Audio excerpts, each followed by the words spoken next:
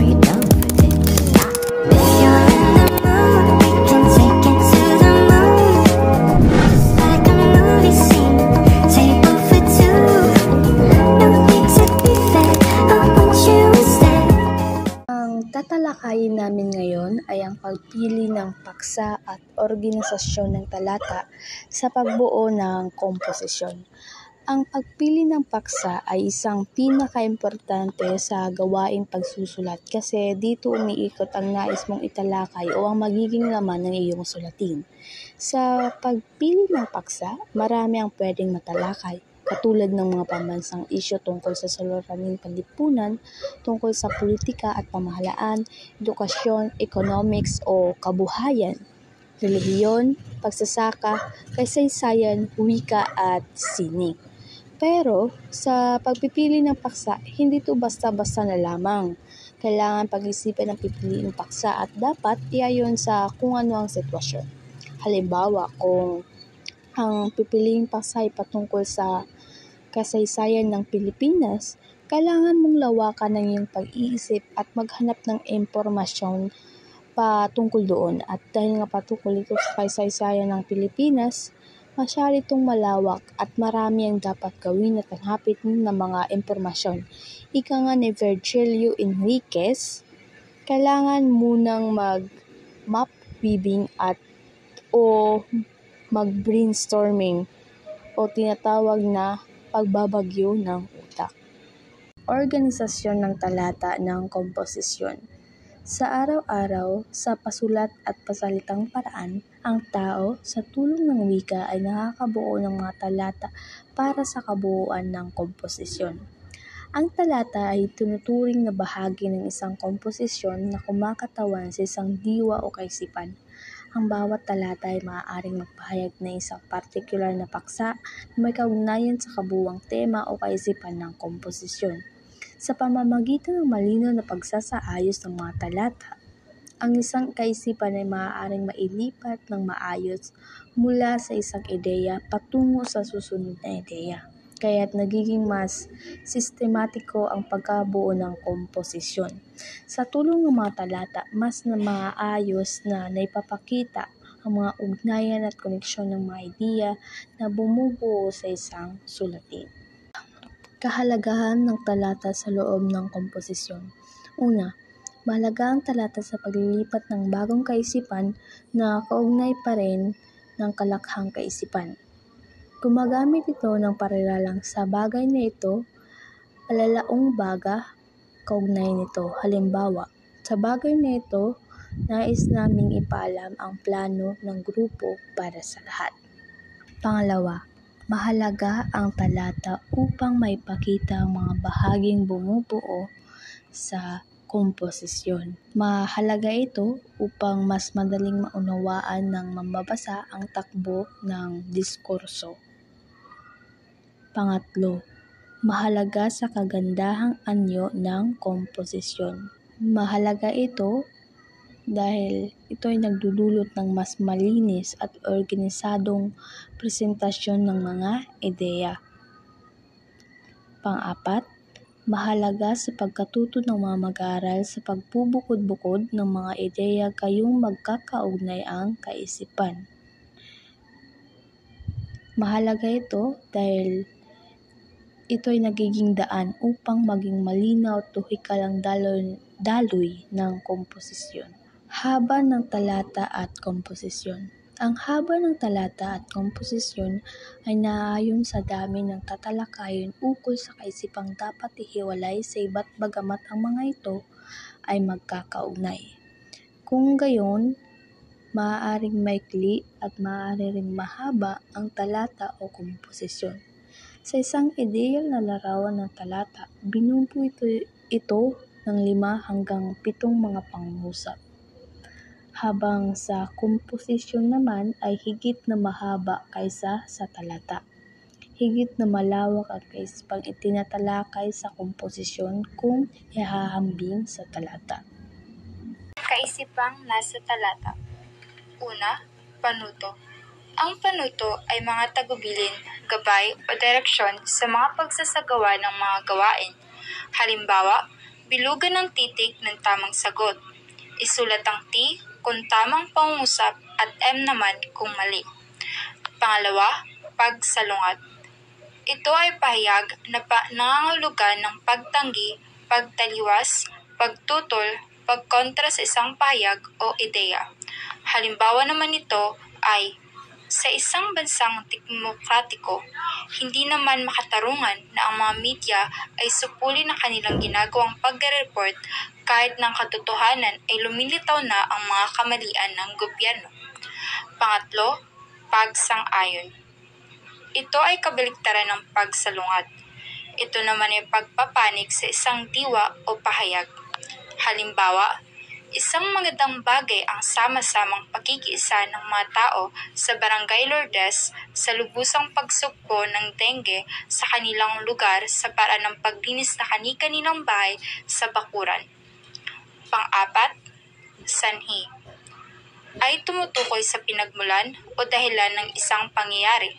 Halimbawa, ang pagsakit ng tiyan ng isang tao kadalas ay sanhi ng pagkain ng basura, tulad ng junk foods at mga pagkaing dumadaan sa proseso.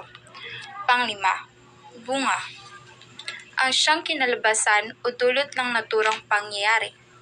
Halimbawa, dahil sa patuloy na pagtaas ng temperatura sa mundo, ang mga yelo sa polar region ay mabilis na natutunaw na nagdudulot ng pataas na level ng tubig sa mga dagat at karagatan. Pang-anim, haka-haka. Ay mga sabi-sabi lamang o chismis. Nasa isip lamang ng mga tao ang isang bagay na akala nila ay totoo, saka ito sinasabi sa ibang tao. Halimbawa, kung sakaling matutunan ng tao kung paano kontrolin ng panahon, marahil ay mas maginhawa ang ating buhay dahil may iwasan ang mga sakuna tulad ng bagyo at tagtuyot. Pang-pito, buod. Ito ay pinaikli o pinaiksing bersyon ng isang teksto. Ito ay maaaring pinapanood, pinakinggan o nakasulat.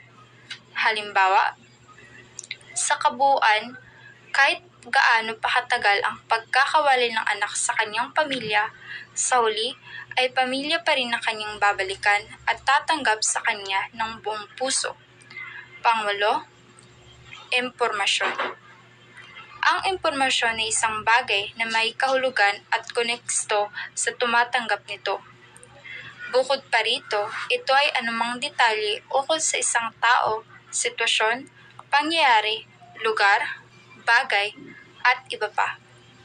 Halimbawa, ayon sa mga pag-aral, ang polusyon sa hangin ay pangunahing sanhi ng sinunog na goma, usok mula sa tambutso ng mga sasakyan, spray net, at mga air conditioner na lahat ay nagdudulot ng pinsala sa ating ozone layer. Pang-siyam, mga detalye. Ubos ang maliwanag na ulat salaysay o kaalaman tungkol sa isang bagay o kalitliitang bagay. Halimbawa, ang pagdiriwang na ika-60 anibersaryong paaralan na ginanap noong Sabado sa Grand Hall ng Maynila, dinaluhan ito ng mga kilalang alumni at mga guro at pinamutian ng magagarang dekorasyon ang buong lugar. Panghuli, pang-10, katuturan, ang importansya ng isang bagay. Halimbawa, ang ngiti ay isang uri ng ekspresyon ng damdamin na nagpapakita ng kaligayahan at kasiyahan. Kadalasan ipinapakita sa pamamagitan ng pagtaas ng mga gilid ng labi at paglabas ng mga ngipin. Kahalagahan ng komposisyon. Una, mahalaga upang malinaw na matalakay ang nilalamang diwa ng paksa. Ang komposisyon ay nagbibigay ng instruktura para sa malinaw na pagpapahayag ng mga idea. Halimbawa, sa isang sanaysay tungkol sa kalikasan, mas madaling maipahayag ang mga argumento at impormasyon. Pangalawa, kahalagahan ng pagpapaunlad sa sariling karanasan ng pagsusulat. Ang pagsasanay ng komposisyon ay nagpapalawak ng kakayahan sa pagsusulat. Halimbawa nito ay ang pagpatuloy ng pagsusulat ng talumpati ay nagpapabuti sa estilo at kumpiyansa. Pangatlo, mga gamit na pampalipas oras o libang. Ang pagsulat ay maaaring maging masaya at nakaka-relax. Halimbawa dito ay ang paglikha ng mga kwentong katang-isip ay nagbibigay ng kasiyahan at imahinasyon. Pang-apat, magsisilbing tungtungan sa iba pang malawakang gawaing pagsulat. Ang mga komposisyon ay nagsisilbing batayan para sa mas malaking proyekto. Halimbawa dito ang isang maikling kwento ay maaaring maging inspirasyon para sa isang nobel. Panlima, mahalaga sa pagpapayaman ng utak. Ang pagsusulat ay nakakapagpaunlad ng kritikal na pag-iisip at pagkamalikhain. Halimbawa, ang pagsusuri ng mga tula ay nagtuturo ng mas malalim ng pag-unawa sa wika. Pang-anim, mahalaga na pagpapaalaspas ng nasa damdamin. Ang salitang pagpapaalaspas ay pagpapalaya o pagpapakawala. Ang pagsulat ay paraan ng pagpapahayag ng mga saloobin at emosyon. Halimbawa dito ang pagsusulat ng tala-arawan ay nakakatulong sa pag-unawa at pagproseso ng mga karanasan. Larawan ng komposisyon. Una, higit na mahaba ang komposisyon kaysa talata dahil ito'y binubuo ng tatlong bahagi: panimula, katawan at wakas. Ang komposisyon ay mas malawak na istruktura na nagpapahintulot ng mas detalyadong pagtalakay.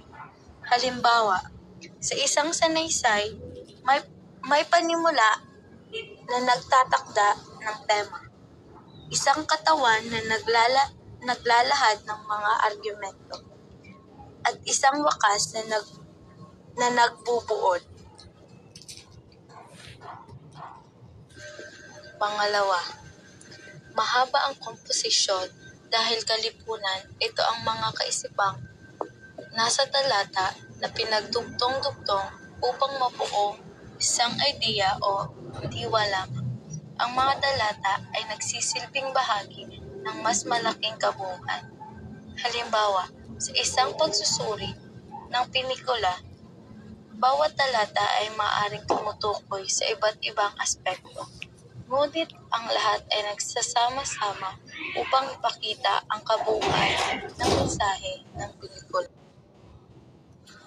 Pangatlo, inanyo ito sa paraang magaan sa paningin at kalooban ng bumabasa. Ang komposisyon ay disenyo upang maging kaaya-aya at madaling basahin.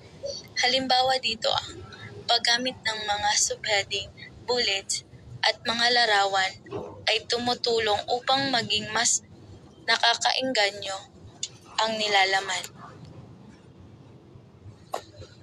Pang-apat, may bahid ng sining ang pagbuo ng komposisyon.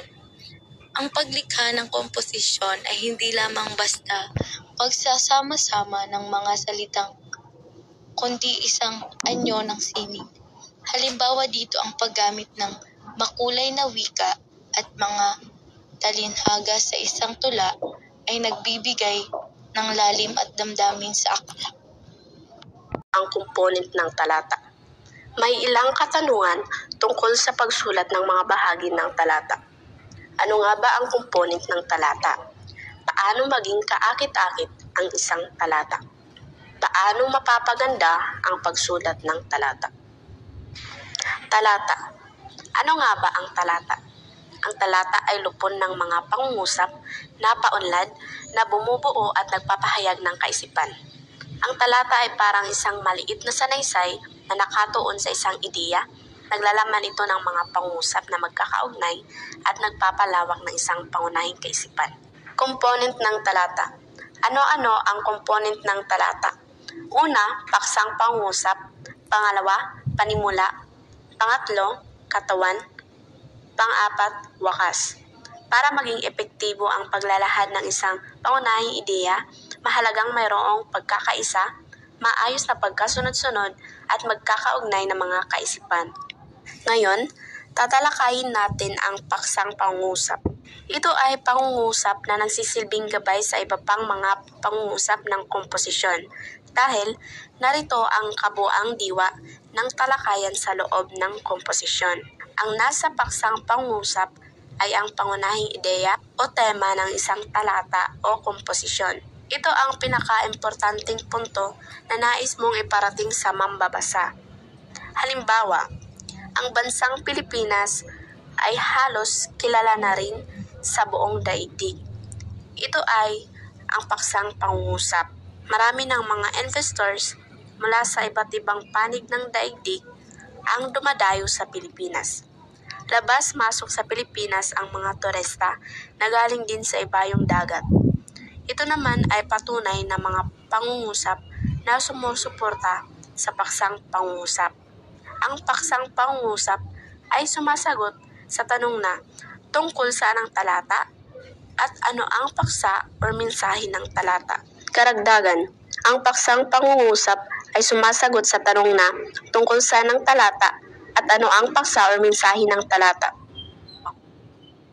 Dumako naman tayo sa ikalawang bahagi ng talata, ang panimula. Ang panimula ay siyang unang talata ng kabuuan ng komposisyon.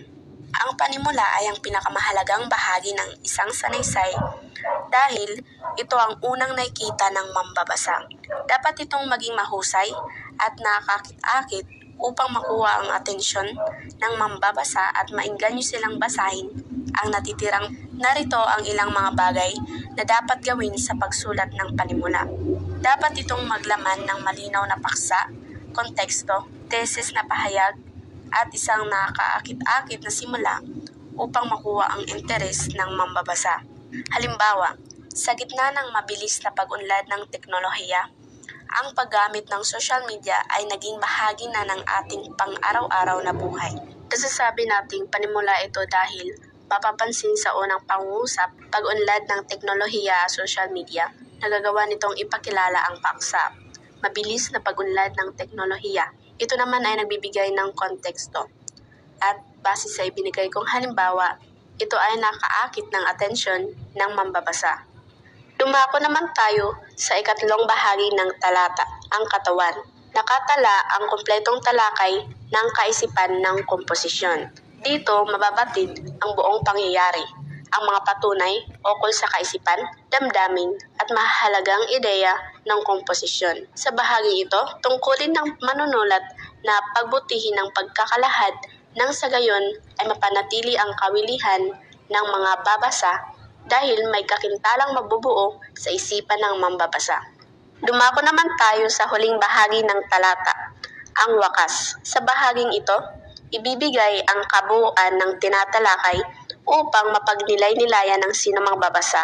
Maaaring nasa anyong salawikain, patanong, o di kaya'y binuod na kabuuan ng isinulat. Sa pamamagitan ng paggamit ng mga estrahiyang ito, mas epektibong maihahatid ng manunulat ang kanilang mensahe at may iwan ng isang malakas at pangmatagalang impresyon sa mambabasa.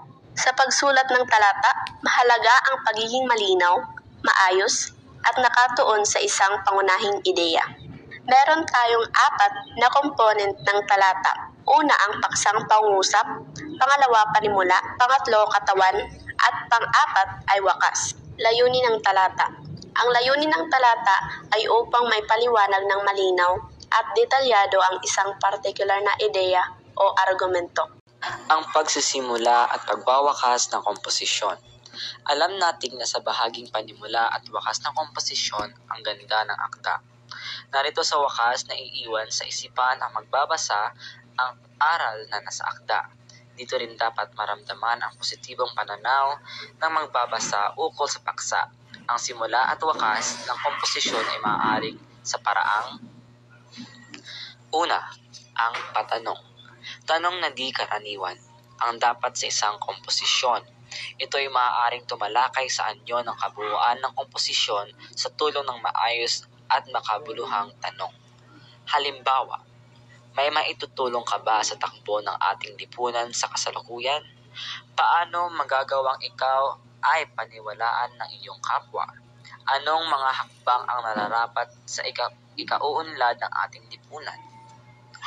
Pangalawa, ang salawikain o sawikain. Gagamitin lamang yaong aangkop sa diwa ng isusulat. Ang di lumingon si pinanggalingan di makakarating sa paroroonan.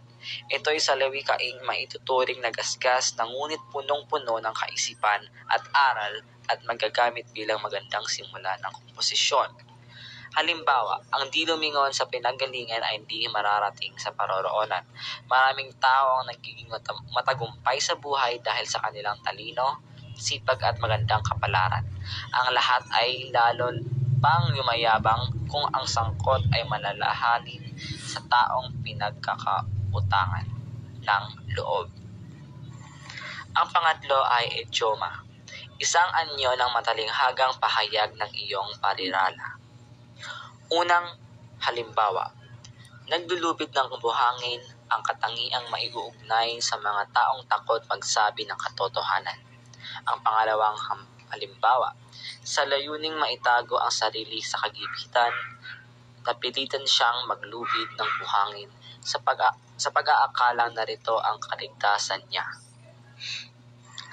Pang-apat, ang pangungusap na makatawag pansin. Ito'y karaniwan ngunit nagsasaad ng katotohanan.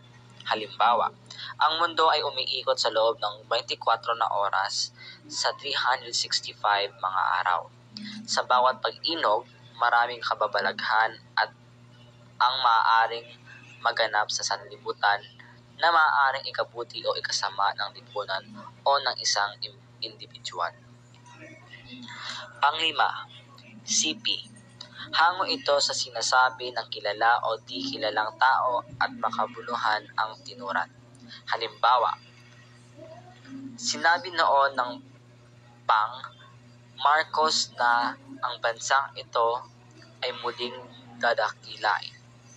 Hindi imposible ang tinuran ng dating Pangulo sa bansa kung ang bawat mamamayan ay kikilos sa ikakabuti ng lahat. Bawat isa ay mag-iisip ng gawaing ikauunlad ng bayan at di ikauunlad ng sariling kapakanan. Pang-anim, buod ng kabuuang talakay. Tumutukoy ito sa kabuuang talakay ng teksto na gamit ang sariling pananalita. Halimbawa, ang bansa'y uunlad kung ang lahat ay magtutulong-tulong. Walang iringan, walang apihan, walang nag-iisip ng masama sa kapwa. Ang bawat isa'y may magandang pananaw sa ikauunlad ng bayan. At dito naman tayo sa ang dapat malaman sa talata ng komposisyon. Una, may kaisahan sa tinatalakay sa alinmang pahayag ng talata. Lubha itong kailangan upang ang isang paksa ay matalakay ng buong linaw. Ito ang sadyang nararapat upang maiwasan ang anumang kalituhan o kaguluhan sa sinumang magbabasa. Ipinauunawa pa rin kung ano ang paksang tinatalakay sa simula hanggang sa wakas. Iyon pa rin ang paksang tinatalakay. Hindi maaaring ang unang talata ay ukol sa kahirapan, ang ikalawang talata ay ukol sa globalisasyon, at ang panghuli ay nakapokus sa Green Revolution. Pangalawa, may kaugnayan ang kaisipan sa bawat talata. Ibig sabihin ang bawat pangungusap ay nakahanay na may pagkasunod-sunod ang ideya. Ugnay-ugnay ang kaisipan ng mga pangungusap tulad ng pagkakaugnay-ugnay ng kaisipan ng mga talata. Pangatlo, may kaayusan sa istruktura. Sa tulong ng mga talata sa loob ng komposisyon, nagmumukhang maayos ang istruktura ng komposisyon. Maayos ding tignan kung ano ang paglilipat ng kaisipan ay nagagawa ng mga talata. Dito'y maaaring magamit ang pahayag na alalaong baga sa bagay na ito, kaugnay nito. At ang ika-4 ay may diin sa pahayag. Sa bawat talata ay kailangan na ipapakita ang diin o emphasis ng talakay. Narito ang bigat sa kaisipan ng talakay na maaaring magpakita ng uri ng talatang tinatalakay. Maaaring paglalarawan, paglalahad, pagsasalaysay o pangangatwiran. Unang halimbawa, ang Pilipinas ay nahaharap sa matinding krisis. Pangalawang halimbawa, sa pag-aasawa, lubhang kailangan ang pagtitiwala at pagmamahalan sa isa't isa. Ang pangatlong halimbawa, isang makabagbag damdaming aksidente ang naganap sa interseksyon ng bayan. Estilo sa pagpapamagat ng komposisyon. Ang pamagat ay malaking salik sa pagbuo ng komposisyon. Ang pamagat ay maaaring magsilbing kabuuan ng isinulat na komposisyon. Ito rin ay bahaging pagganyak na makakatulong sa pagdidesisyon ng mamabasa kung babasahin o hindi ang kabuuan ng teksto. Ang sabi nga doon, ang pamagat ay isang mahalagang bahagi ng isang komposisyon. Ito ay ang unang impression na nakukuha ng mambabasa at maaaring makaapekto sa kanilang desisyon kung babasahin o hindi ang teksto. Ang pamagat din ay dapat na maikli, malinaw at kawili-wili. Dapat din itong magbigay ng ideya sa mambabasa kung ano ang nilalaman ng komposisyon. Ang isang magandang pamagat ay maaaring makaakit ng atensyon ng mambabasa at hikayatin silang basahin ang buong teksto. May 4 na halimbawa ng estilo sa pagpapamagat ng komposisyon. Una ay ang maaaring mismo ang pangalan ng pangunahing tauhan, lalo na kung paglalarawang pahayag ang isusulat. Halimbawa, Emmanuel at Gloria, Bart at Isabel. Ang pangalan ng pangunahing tauhan na maaaring magbigay ng malaking impormasyon tungkol sa kanyang pagkatao at papel sa kwento. Halimbawa, ang pangalang Emmanuel ay maaaring magpahiwatig ng isang taong may pananampalataya, habang ang Gloria ay maaaring magpahiwatig ng isang taong masayahin at puno ng buhay. Ang pangalang Bart ay maaaring magpahiwatig ng isang taong simple at praktikal, habang ang Isabel ay maaaring magpahiwatig ng isang taong elegante at may pinong damdamin. Pangalawang halimbawa ng estilo sa pagpapamagat ng komposisyon. Pangalawa, maaaring katawagan sa pangunahing tauhan na di ang pangalan niya. Halimbawa, ang lumpo, ang mga anghel ng lansangan, ang kapanirang kuba. Sa pagsasalaysay, maaaring hindi direktang banggitin ang pangalan ng pangunahing tauhan. Sa halip, maaaring gamitin ang mga katawagan o titulo na naglalarawan sa kanilang katangian o papel sa kwento. Halimbawa na nga lang, ang lumpo ay nagbibigay ng ideya ng kapansanan ng tauhan. Ang mga anghel ng lansangan ay nagpapakilala sa kanila bilang mga taong tumutulong sa iba. At ang kampanirang kuba ay naglalarawan sa kanilang pisikal ng katangian at trabaho. Pangatlong halimbawa ng estilo sa pagpapamagat ng komposisyon. Pangatlo, maaari ring katawagan sa lugar na may malaking kinalaman sa daloy ng akda. Halimbawa, pusali, taluktok ng bubungan, kagubatan, pilapil ang taniman. Sa nabanggit kong halimbawa, tulad ng pusali, ang pusali ay maaaring tumutukoy sa isang baryo o bayan na siyang sentro ng kwento. Taluktok ng bubungan ay maaaring magpahiwatig ng isang mataas na lugar na may kaugnayan sa ibang pangyayari. Kagubatan ay maaaring magpahiwatig ng isang misteryosong lugar na may kaugnayan sa isang karakter. At pilapil ng taniman ay maaaring tumutukoy sa isang lugar na may kaugnayan sa agrikultura. Ang mga katawagang ito ay nagdadala ng mga kahulugan at emosyon na nagpapayaman sa paglalahad. Pang-apat at panghuli na halimbawa ng estilo sa pagpapamagat ng komposisyon.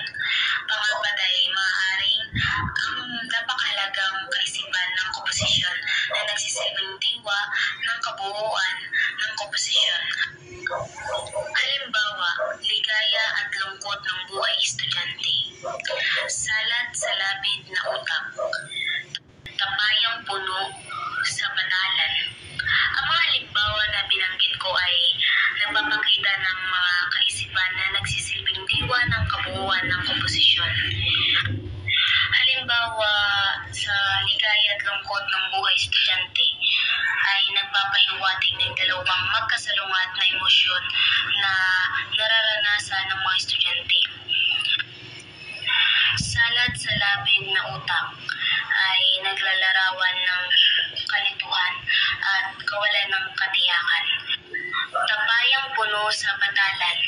ay nagpapakita ng isang simbolo ng pagiging matatag at matibay sa gitna ng mga pagsubok. Pagsusulat ng komposisyon. Ano nga ba ang pagsulat ng komposisyon? Hindi madaling gawin ang pagsusulat. Katunayan, marami ang nagnanais na maging manunulat, ngunit nangudlot. Kapag ang isusulat ang pag-uusapan, dahil problema rin dito ang prosesong maaaring sundin sa gawaing pagsusulat. Ang pagsusulat ay isang proseso na nangangailangan ng pasensya at dedikasyon. Ang CP ay nagpapahiwatig ng kahalagahan ng paulit-ulit na pagsusulat upang makamit ang kagandahan at kaunlaran ng isang komposisyon. Ayon kay Mori, magsaya ang manunulat dahil kailangan dito ang paulit-ulit na pagsusulat kung ang nais ay kagandahan at kaunlaran ng sinusulat. Ang bagay na ito'y kailangan at natural sa isang manunulat kung ang hangad niyang lumitaw sa sinusulat ay magdulot ng kagaanan sa kalooban ng mambabasa maliban sa hangaring mailabas ang pangsariling nais sa kanyang sinusulat. Sabi nga ni Mori, ang manunulat ay kailangan daw maglaan ng panahon at pagsisikap upang mahubog ang kanilang mga ideya at mailabas ang kanilang tunay na boses. Ang layunin ng pagsusulat ay hindi lamang upang mailabas ang sariling damdamin, kundi upang maantig ang puso at isipan ng mambabasa. Ang pagsusulat ay isang sining na nangangailangan ng pagiging maingat at masindig. 8 hakbang sa pagsulat. Unang hakbang, paghahanap ng paksa. Marami ang mapagkukunan ng paksa kung bubuksan natin ang ating isipan at damdamin, gayon din kung laging may pananaw sa hinaharap at di lamang iyong abot kamay. Ang interes sa paksa ay dapat tulad ng positibong pagtanggap dito. Ito ang unang hakbang sa pagsulat. Kailangan mong mag-isip ng isang paksa na interesado ka at may sapat ka na kaalaman. Maaari kang magsimula sa pamamagitan ng pagmamasid sa iyong paligid, pag-iisip ng karanasan mo, o pag-i-interview sa iba. Pangalawang hakbang, pumili ng paksang isusulat.